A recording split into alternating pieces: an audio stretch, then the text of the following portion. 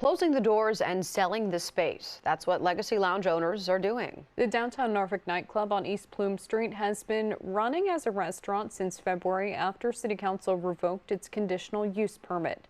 10 on your side's Lauren Moss has a look at what led to the closure. A tragedy right outside of Legacy Lounge not long after opening. 4 people, including a Norfolk Sheriff's deputy, were injured in a shooting outside of the nightclub back in August of last year.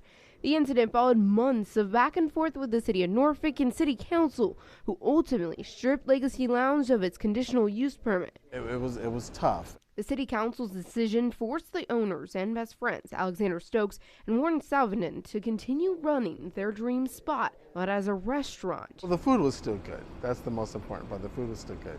And a lot of the clientele stayed the same. The owners even agreed to be part of Safe Nights, a program that helps provide safety solutions to cities. Legacy did their part to keep it from being a vacant space. But this new way of operating wasn't meshing with the owner's initial vision for Legacy Lounge. It also hindered business. A decision was made to close its doors.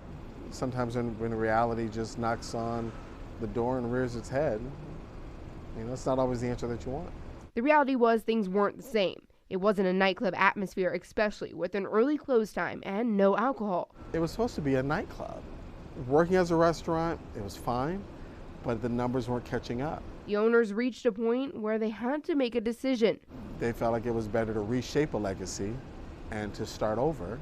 But what does starting over look like? Whether that's going to be opening another business of some other kind, they'll let that be known when they're ready for it. But the opportunities are out there. In Norfolk, I'm Lauren Moss, 10 on your side. Legacy Lounge wasn't the only downtown business to close shop. In April, bar and restaurant Scotty Quick's announced it was closing after getting its conditional use permit pulled as well.